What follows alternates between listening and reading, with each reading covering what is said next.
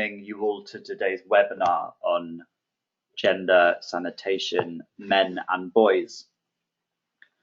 My name is Jamie Myers and I work for the CLTS Knowledge Hub based at the Institute of Development Studies in the UK. I'll be facilitating today's webinar. I'd like to start by giving a very brief overview of the Hub's work for those who may not be familiar with us. Our goal is to understand the on-the-ground realities of CLTS and rural sanitation practice, and to learn about, share and promote good practices, ideas and innovations. We do this through running the CLTS website, producing a monthly newsletter, and through publications, including of our own work and work we commission. In January this year, the Knowledge Hub commissioned a review titled The Other Side of Gender. Whilst discussions around gender in water sanitation and hygiene and elsewhere often focus on the roles, positions and impacts on women and girls, we felt little attention had been given to the roles and behaviours of men and boys. So we wanted to see what could be learnt by focusing on their role in sanitation and hygiene programming. The aims we set out for this review were to A, explore how men and boys can be more meaningfully engaged in the WASH process to achieve sustainable behaviour change and create new social norms. B, see what specific approaches and methods may be needed and are being used in different contexts to stop men and boys from practicing open defecation. And C, gain a deeper understanding of power dynamics, relationships and roles and responsibilities within households and communities when it comes to sanitation and hygiene and how these impact on long-term sustainability. Today we will be hearing from Sue Cavell, the lead author of the soon-to-be published study on sanitation and gender, men and boys. For those of you who don't know Sue, she's a WASH specialist who's been working in the sector for almost 20 years.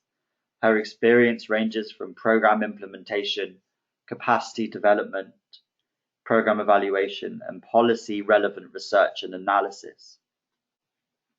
She'll be giving a presentation of approximately 30 minutes. Following this, we'll have a Q&A session. You'll see a chat and question box on the right of your screen.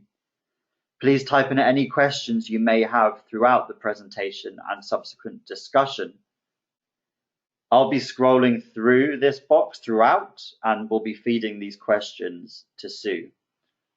So just to reiterate, you should see a question or chat box on the right of your screen. So please do type in any questions you have in there. This will help greatly for the Q&A session after the presentation. I know Sue and the rest of the team she's collaborated with on this work are keen to hear about your experiences. So please do send any resources to us at the Knowledge Hub. Shortly after the webinar, the presentations will be published on our website and a recording will be uploaded to YouTube. So I think that's all the practicalities sorted. Without further ado then, I'd like to hand over to Sue Cavell to start the presentation. Thank you very much, Jamie, and thanks to everyone for joining today. Welcome to this webinar and good morning and good afternoon to you all, and thanks again for making the time to join. So as Jamie said, I'm presenting on behalf of a team and most of the team are in Australia and my co-authors Joanna Mott, Matthew Bond and Paul Tyndall-Biscoe work with an Australian consultancy called FH Designs. And our other co-authors include Chelsea Huggett, and she works with WaterAid Australia. And we're also joined by Elizabeth Wimera from WSSCC based in Geneva. So like Jamie said, we've planned some time at the end for discussions and for questions. So please do post your messages and questions in the chat box and we'll respond to them then. And I know I can see some familiar names and you've all got a range of expertise and experience. So we're really very much looking forward to hearing from you all too. So, so just to begin with the first slide, we chose this picture because I think it might be a scene that's familiar to many of you who work in CLTS. You can see the mapping exercise and the man is the main facilitator of the session, and he's got a female natural leader with him, but the audience is mainly made up of women. And I wonder how many of you also recognise this theme. Like Jamie said, discussions on gender and sanitation and hygiene often focus on the roles of women and girls. And although CLTS doesn't necessarily have an explicit gender equality focus, it can have both positive and negative impacts and outcomes for men and women and boys and girls. So I hope you can see that I've changed the slide. Let me know, Jamie, if you can't see the slides changed. But the objectives for this webinar is to discuss how men and boys can be meaningfully engaged in sanitation and hygiene processes, the kinds of approaches and methods that have been used to stop men and boys from practicing open defecation.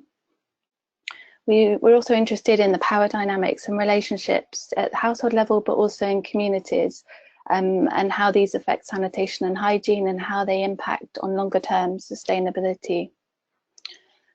So as we know, there have been increasing attention to gender equality and women's empowerment in the wash sector, and we've seen some progress around areas such as menstrual hygiene and gender-based violence, and also on women's leadership and economic empowerment in relation to wash. But there are also a number of gaps in the evidence and the guidance that is available for practitioners and policy makers, particularly on gender transformative approaches. And we're particularly interested, as we did the review, in the role of men and boys within that. So we were particularly keen to see if there are efforts or experiences on how improving sanitation and hygiene has changed social norms, and how men and boys have been actively engaged within that. And we were particularly interested to know if men and boys have had a role in increasing the equality, leadership and decision making and voice for women at the household and the community level. So to begin, I wanted to just set out our understanding of gender and how that can appear similar across different countries and contexts, but it also might change across time and in different socio-cultural contexts, and that might change within countries and communities and households.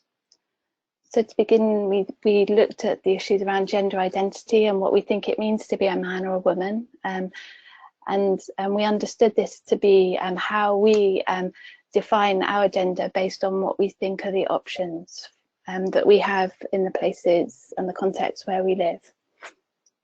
So our understanding of how to increase or change the role of men and boys in sanitation and hygiene programs was that the role of men and women is not exclusively linked to biological characteristics, but it depends more on how men and women are raised. So whether they're raised to believe that men can take care of sanitation and hygiene issues and practices, but we noted that women and girls are more frequently brought up from an early age to perform wash-related tasks. While we're doing the review, we're also careful to be alert to the differences between men. So what it means to be a man changes according to different classes or castes or social groups, different sexualities or disabilities, and it also changes over time. So for men and boys, like for women and girls, men and boys would have different sanitation and needs at different stages of the life course. So for instance, as children, boys are often involved in play-based wash activities, such as in football, and organisations like Wash United have played a key role in targeting boys through their wash behaviour change programmes and their sports training.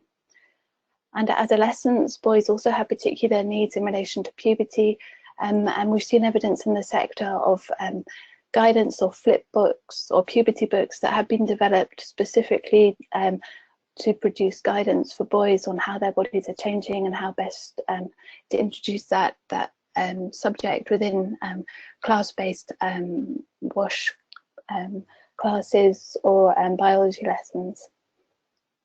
We've also seen that as boys grow into men, men are typically put into the role of the provider of the toilet within the household, and they also are expected to take on a role in protecting their household's health and hygiene, as well as protecting the dignity and the privacy of the women in their households.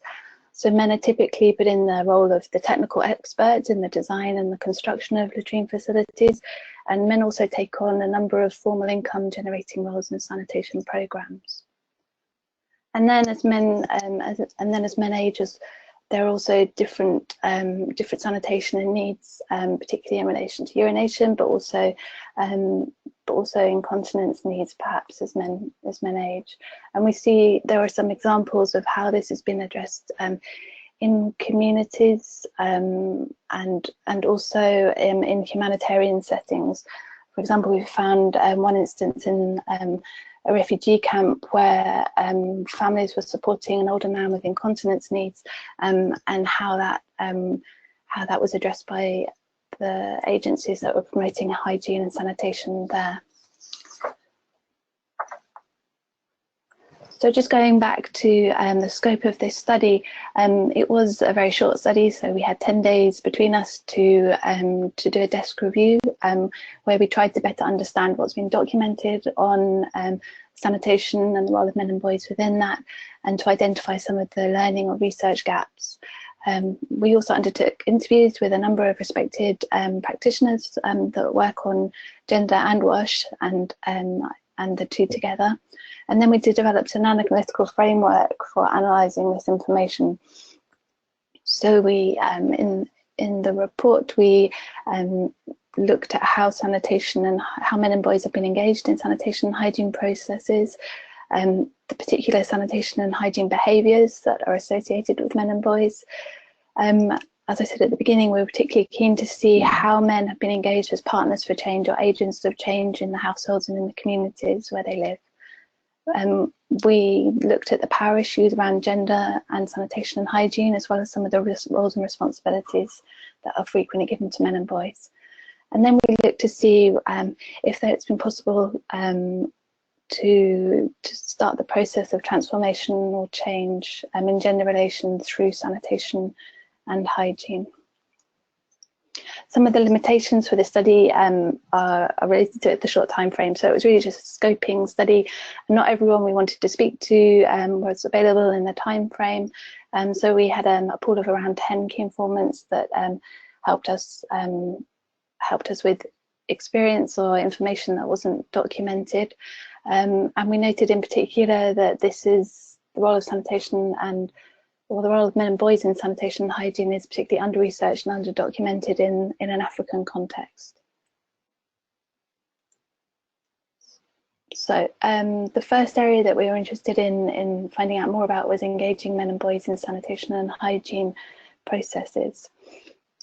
And we saw that that men and boys have been actively engaged as a means to improving sanitation and hygiene outcomes, as well as trying to redistribute unequal burdens of domestic and care responsibilities within the household. So the examples that we found were mainly drawn from India, where there'd been WASH programs and campaigns targeting men's behaviour, although a number of these did not necessarily lead to transforming gender roles, as I'll discuss in more detail later. But there had been initiatives to incentivise men to participate in sanitation and hygiene processes. But we realised that at the household level, it is still women and girls that carry out the bulk of day-to-day sanitation and hygiene activities. And the impact that this has had on gender roles and time poverty is well documented. So the slide shows a couple of examples that are based on reports that Oxfam had produced through their We Care programme, and they spoke to a number of people and did studies in a range of different countries to try and understand how still women take the majority of the unpaid care work within the household. and the focus groups that they held in a range of countries tried to understand better the impact that this has. But at the community level, we can see that there are a number of participatory processes, and these are existing tools that can be used to start a conversation between men and women about the division of labour within the home and the community. And these have been specifically used to understand WASH-related behaviours and responsibilities. So, for instance, there's a tool called the 24-hour clock, and this is used to understand the different sanitation and hygiene activities that are done by men and women in the household. And these are ways to start a conversation between women and men about the factors that contribute to men's participation in sanitation and hygiene, and a conversation about the division of labour between men and women in the home, and perhaps some of the benefits that come from men playing a more active role in household duties, as well as understanding what could be done to promote more equitable distribution of labour around sanitation and hygiene. And although there are a number of participatory tools and practices that could be adapted slightly to focus more on creating this kind of conversation with men about sanitation and hygiene processes and responsibilities, there's still more work to do to create a toolbox of approaches that could be used by implementing agencies to better target men and boys. So like I said, there are the other tools that we found that have been adapted already were 3-pile sorting, pocket charts, participation ladders, and learning circles. And we can provide you with the references. They'll also be in the report, so that you could learn more about the experience and application of these tools. Another example is from Timor-Leste, where WaterAid and others have developed a manual for dialogue between women and men. And starting that conversation led to some changes at the household level.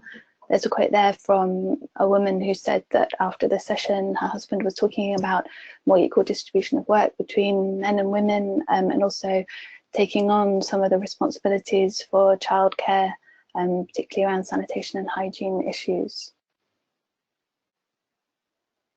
So, these participatory tools just go to show that what it means to be a man or a woman or a boy and girl can change over time, and that sanitation and hygiene programs can be an entry point to promote caregiving and in the household, but it can also help change the conversation between men. So it can help boys and young men avoid fear or change the perception, so that they are not ridiculed or rejected by their peer group if they start talking about sanitation and hygiene issues, and it can also help them to explore the roles and responsibilities for men and boys in the household. So like I said, there has been work that's been done by others to try and understand how men and boys could be engaged effectively in WASH programs.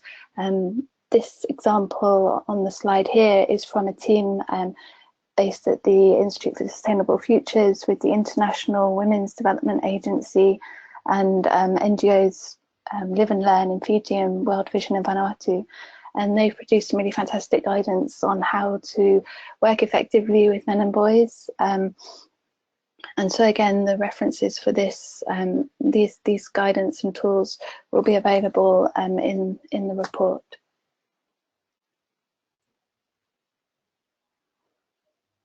So in relation to livelihood, I said that men are typically the ones who take on WASH businesses and run these businesses, and also have a role in training and support for sanitation businesses. This example on the slide here is from Malawi, and it's based on engaging men as masons to build good quality latrines, and the men were engaged through a participatory process to try and come up with a tagline that would help them sell the latrines in the community. And they came up with the one that says, latrine for years, let the real men rest. And that was alluding to the fact that men are the ones in the household and in the community that build the latrines. And it was a campaign that targeted them to stop, through constructing an improved latrine from the start. Hopefully it would be less likely to collapse in the future, and so the men could get on with other activities and they wouldn't have to keep rebuilding the latrine. So I think it's an interesting example, but my question would be whether we can promote sanitation in a way that doesn't appear to reinforce gender stereotypes and conform to them.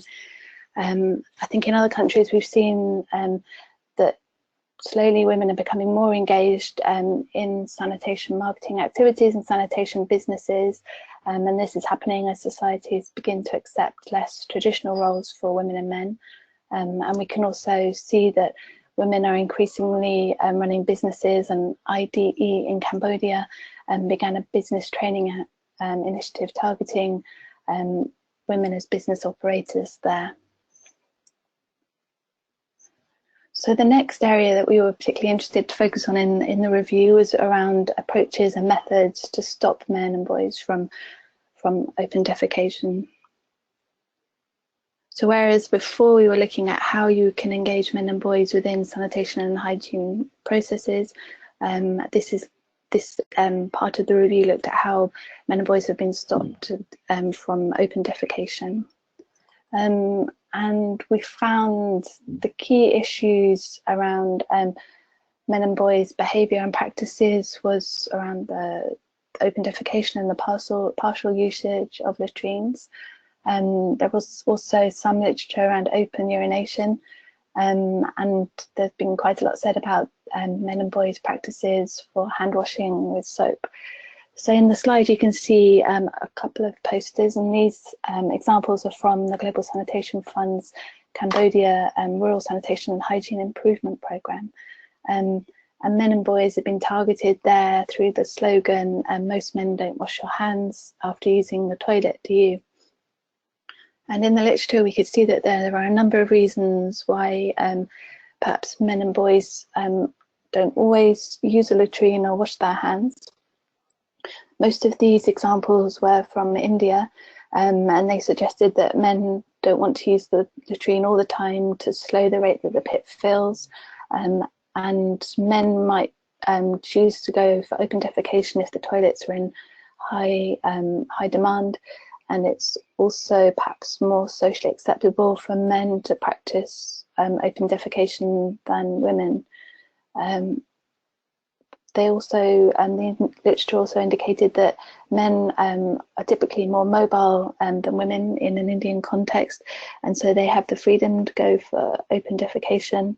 And these are well documented. There's a Frontiers on this issue that Robert Chambers and Jamie Myers produced a couple of years ago, and there's also a survey that was done by the Rice Institute that looked at sanitation quality, use, access and trends. So we could also see that in the literature it's more common for men to go out for open defecation and open urination, and there's often less shame for them to do so. And hand washing with soap is a challenge for everyone everywhere, but the literature suggests that men might be less likely to hand wash with soap, particularly after urination.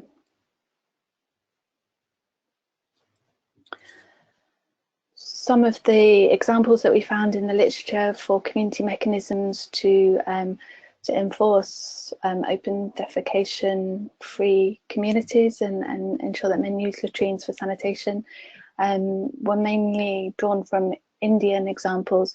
So there were examples given of men being rounded up who were caught open defecating and humiliated in public. There were also examples where the lungis of men were confiscated. Typically this was done by other men, but there were also examples where older women were were kind of monitoring behaviour in the communities where they live to try and stop open defecation, and this was trying to shame men who refused to use toilets. Personally, I think that this shaming is also an example of coercion, of trying to coerce men into using toilets, and I think it sometimes extends into violent behaviour that we wouldn't endorse as sanitation and hygiene professionals. But there are also examples of campaigns where sanitation and hygiene has been promoted. Some of these campaigns can tend to reinforce gender stereotypes. For example, in India, the No Toilet, No Bride campaign has been criticised by observers there as reinforcing existing gender norms and stereotypes. There are also campaigns that aim to target ideal mothers or super mothers, and these can reinforce that perception of women's roles, but it can also neglect the roles of men as caregivers to children and fathers.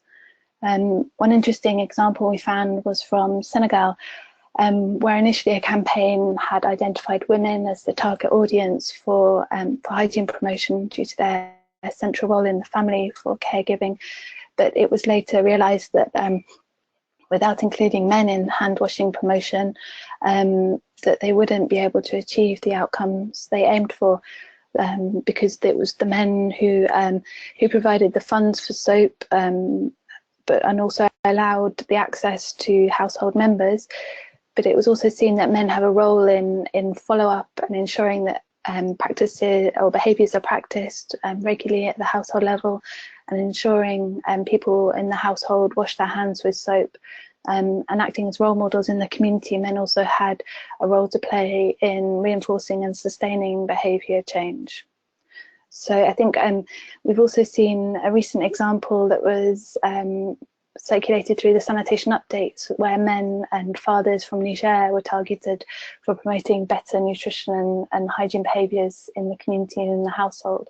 So I think these kind of approaches are starting to be documented and discussed more within our sector, and we can also learn from others working in complementary sectors. In the literature, we could also see examples where men had been targeted through sanitation and hygiene character profiles.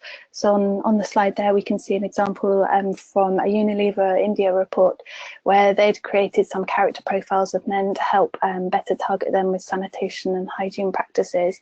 So they'd identified the profile of a tough man and a good man, and they target each in a different way with improved practices. But again, my question would be whether this is reinforcing existing norms and stereotypes, and it might be more effective to think about how differences between men in terms of caste or age or religion or sexuality or income level affects their use of sanitation and hygiene practices. And how we could do more work there to improve the effectiveness of behaviour change. In other examples, we've seen positive roles of men as persuading other men to stop open defecation practices. For example, the motorbike taxis in Nigeria, their association has been targeted for promoting behaviour change for the taxi riders, but also for the taxi riders to spread the message with the passengers they carry. So that's a good example where men are seen as leaders or promoters of improved sanitation behaviour change. And there are also a number of examples where religious leaders have taken a leading role in improving practices in the communities they lead. So we've got a number of examples from churches of pastors that are promoting more equal distribution of labour or division of responsibilities for sanitation and hygiene at the household level, but also imams and other Islamic scholars who are providing a faith-based understanding or framework to to improve practices and also to demonstrate the role for men and boys within unpaid wash work. And I think these kinds of positive role models are really they're really important because they've helped involve men alongside women in both the implementation of sanitation and hygiene programs, but they've also highlighted the importance of the unpaid or unpaid participation of men and boys in wash work, and help them to understand how their participation in sanitation and hygiene processes and behaviours brings benefits to themselves and their families and communities. And these leaders and either faith-based leaders or community leaders have got a key role to play in destigmatising and defeminising sanitation and hygiene issues, and that will help bring more men into the conversation. And like I was saying earlier, it would help support men and boys to overcome some of the fear of ridicule and practicing these behaviours, or changing their attitudes about the distribution of work within the household. And the final area that we were interested to learn more about through the review was around these power dynamics and relationships. And like I said, we were particularly interested in a gender transformative approach. So I think if it's done well, we've got examples of CLTS as a gender sensitive intervention. If it's facilitated well, it can be used to show the differing needs of men and women for sanitation and hygiene, and the different barriers that each face in changing their behaviours and practices. But rather than focusing on relatively short-term gains in terms of stopping men or women from open defecation, I think there is some emerging experience to show that that sanitation and hygiene programs can also be an opportunity to work in a way that's more gender transformative. And this can be transforming gender relations and power relations between people. And it can also be a way to address some of the harmful gender roles and norms and relations that we can see examples of in the sanitation and hygiene sector. For instance, men not sharing toilets with women whilst women are menstruating, or not wanting to share toilets with people other than family members because of the shame or the embarrassment that might bring. So some of the examples where we can see the potential for a more transformative approach are around menstrual hygiene and responsibilities for child faeces management, and some of the work that's been done around gender violence and wash.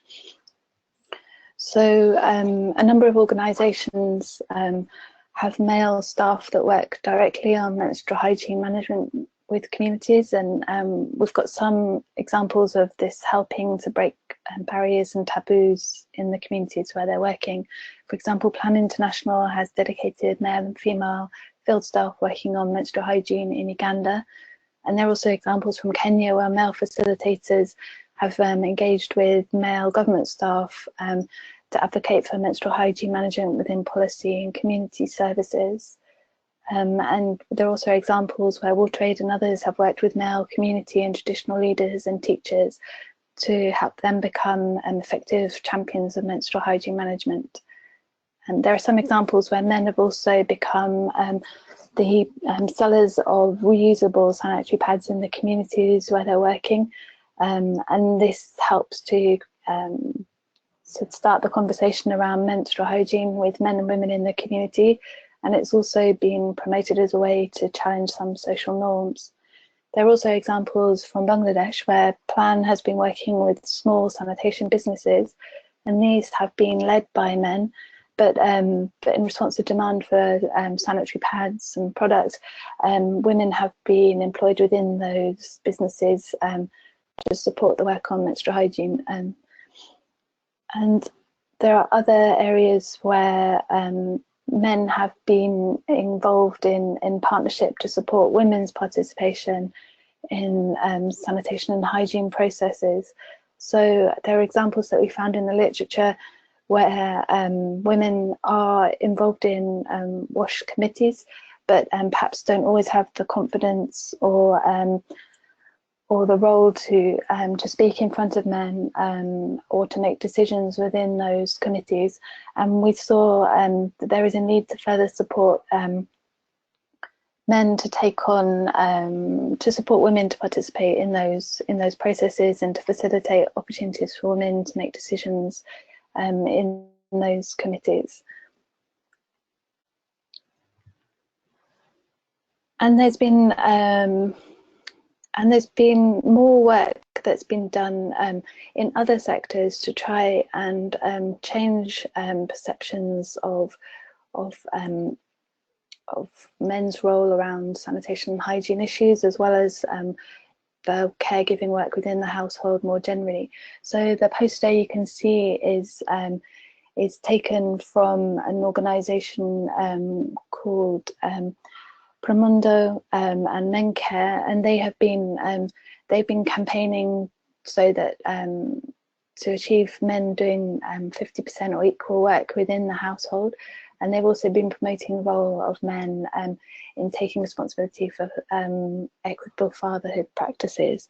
So this is an area where quite a lot's been done by Oxfam and others in the broader development practice, but we've seen less examples of this within sanitation and hygiene implementation programs. And there's a broader point here that we've got examples where the wash sector has partnered effectively with other organisations and other sectors. So, for example, there are examples where wash organisations have partnered with disabled people's organisations, and perhaps on gender equity issues with women's organisations. And we've seen some benefits of doing this to improve the effectiveness of our work, but I think we also need more effective partnership with men's groups and men's organisations, as well as organisations for sexual and gender minorities and women's rights organisations.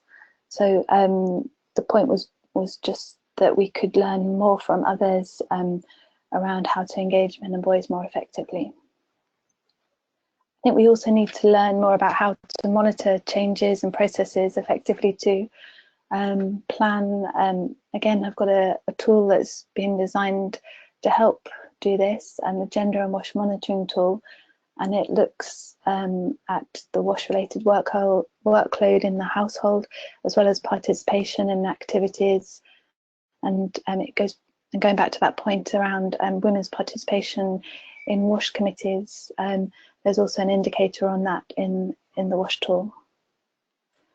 So I think we also need to be better at monitoring gender outcomes in terms of behaviour. So learning what women and men do around sanitation and hygiene, as well as the attitudes, so what women and men believe they should be doing, but also about their expectations of each other.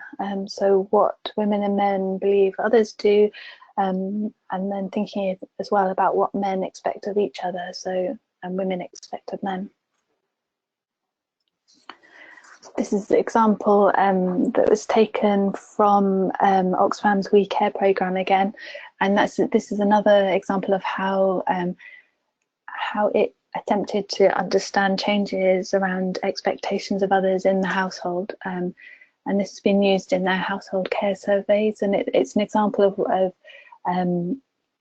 the distribution of care work within the household and what it's acceptable for men and women to do, whether it's acceptable for the woman to do the work in the household while the man goes out to work, although she also is working in the field and looking after the children.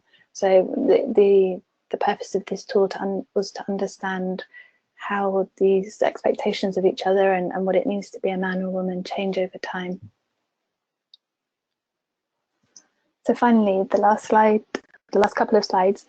From our review, we made a number of recommendations about how to better engage men and boys in in sanitation and hygiene processes, how better to target them through changing their behaviour around sanitation and hygiene, but also how we can think more carefully about designing programmes that will achieve transformational change around gender relations and norms. So some of these recommendations were about engaging men in discussions about responsibilities for sanitation and hygiene and care within the household, and also trying to identify the positive role models at the community and the household level. We can see that working with community leaders, such as religious leaders, is critical to influencing the attitudes of men and boys, and it can also help in equalising relationships between men and between masculinities. There are some campaigns that aim to have a short-term aim to improve sanitation and hygiene behaviours and practices, but longer term these can reinforce traditional gender roles and stereotypes. So the question there was whether we can work in a way to promote sanitation and hygiene in a way that challenges some of these gender roles at the same time.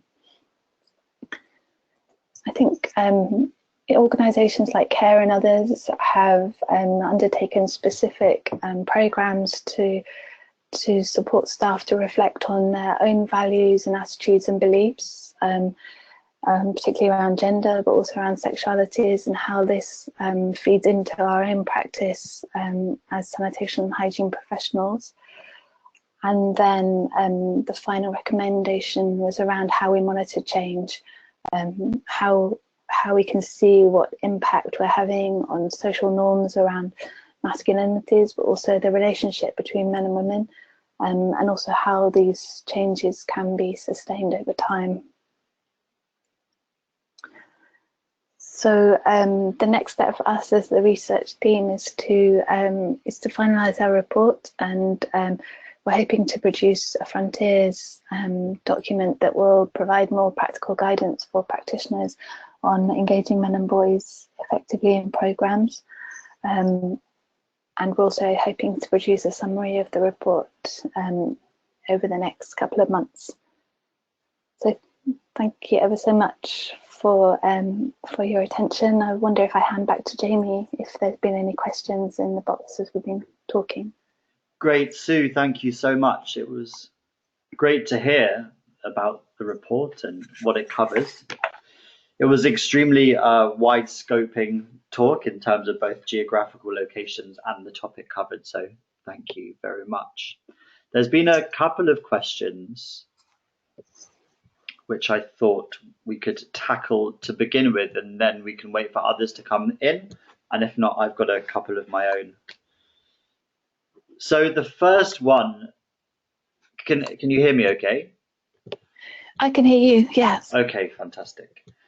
So the first one is about roles and responsibilities. Someone's commented that there's a hazy line between roles and responsibilities in household wash and household wash decision making. And what role do women have in influencing financial decisions for wash needs? Did that come up at all in the review? Yeah, thanks for that. It did come up, and but we didn't see much evidence of change. It was still that the man, well, where the man is the financial, where the man is the chief wage earner, he is the one that tends to have the decision-making power about whether to build a latrine, where to build it, and what type of latrine. So there didn't seem to be much evidence that had changed. I think that's kind of long held understanding in the sector that it would be the man that makes the decision. Although I think in East Asia, some of the examples from IDE and others suggested that where women were given the opportunity to influence the decision making, they might choose a different kind of latrine, or they might decide to build one. They might prioritise it sooner than perhaps a man in the house would. From my own experience, I've heard examples where men have migrated for work, and the women who are left behind in the household haven't been able to make a decision about whether to build a latrine or how much to spend on it, or what type of latrine until the wage earner comes back from migration for work. So I think it's still the case in many contexts. And did you see any evidence maybe within menstrual hygiene management programs where the products are things which men don't use or need, but there's still a cost involved? Yeah, I think there's anecdotal reports, particularly in humanitarian settings, where if men are given dignity kits, or men are the ones who collect the kits, that if they don't know what the sanitary pad is or what the material is needed for in those kits, that they might not distribute it to the female members of the household. And there are also anecdotal examples where if girls aren't able to buy sanitary pads, then they might engage in transactional sex to be able to afford the pads.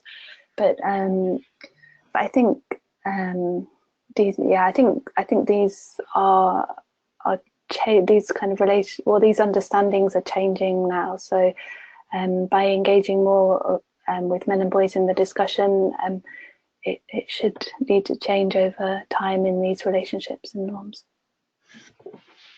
Okay, great, thank you for that. We've had a couple of comments. One is that behaviour change methods have mostly targeted men for construction-related roles and women for household hygiene roles. It would be ideal to include both men and women for both kinds of roles, because women need to have their say in toilet construction, such as how the structures and space is going to impact usage, and men need to be included in hygiene interventions because they need hygiene and have a say in household needs as well. Another comment. Yeah, sorry, would you like to? No, I was just thinking, it goes back to one of the examples that we heard at a recent CLTS learning event in Arusha, where Maasai men were targeted in the triggering sessions to help them understand the need for a toilet at the household level, but it was the women in Maasai culture. It's fine for the women to dig the pit. So it was allowing engaging men to understand the need for it, but once the women had permission to go ahead, they could construct themselves. There's another comment on the role of men and boys in promoting equity and inclusion through non-discrimination in menstrual hygiene management is key in assisting women and girls to manage menstruation with dignity, without fear and shame and discomfort. Was another comment. Great. Yeah, I agree. I think that's one of the examples we have in the sector where we can work in a more transformative way. And I think the next step for us is to think about how we can bring those examples into the work we do on sanitation and hand washing more generally. We have a question from something which is happening is a big issue in the USA at the moment about sexual minority rights and transgender access to washrooms being a safety issue, with people of transgender more likely to be harassed. What are your thoughts with the connection between hygiene issues, safety, and transphobia? Do you see it as an issue in some of the countries where the study took place? Yeah, I think we did look at this as part of the review, but we couldn't find many examples where trans men were engaged in sanitation and hygiene programming. There have been some examples where trans women have been involved in sanitation and hygiene processes, and where specific facilities have been built for trans women, but that's mainly in a South Asia and East Asia context. And there's been a recent Waterlines paper that perhaps we can share the link, which documents some of the work that the Water and Sanitation Collaborative Council and Plan and WaterAid and Practical Action and others have started to do to try and address these issues. I know in the American context there are examples where trans men don't have access to facilities for menstrual hygiene in the latrines or in the toilet cubicles, and that might be an issue, but we didn't really cover it in the review as such. Okay, great. So I mean, I think we should continue for another 5 minutes. So if people do have other questions, please do feed them in. I had one as a devil's advocate than anything else, which may be an unfair question. But are we asking too much of WASH programs? We already have quite tough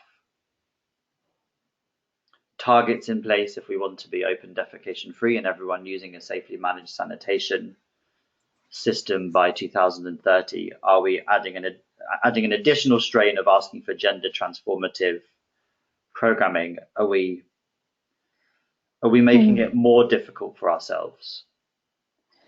I think our longer term aim is that everyone has the ability to reach their potential and to flourish, and we think water and sanitation is a building block for that. So it's not an end, it shouldn't be an end in itself. So if we want to work in a more transformative way, this can help men and women to develop better relations and better understandings and expectations of each other, and we can use sanitation and hygiene as a way to do this.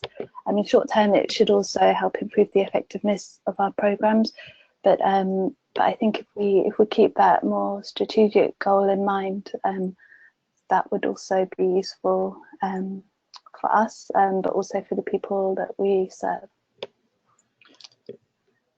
Great. I think that is a good point to stop on. Thanks again, Sue, for that intriguing talk. Just to let people know that we will be publishing a number of resources on this in the next coming months, so please do keep following this issue. So yeah, thank you very much for joining. I hope you enjoy the rest of your days. And thanks again, Sue. Thanks, everyone. Bye.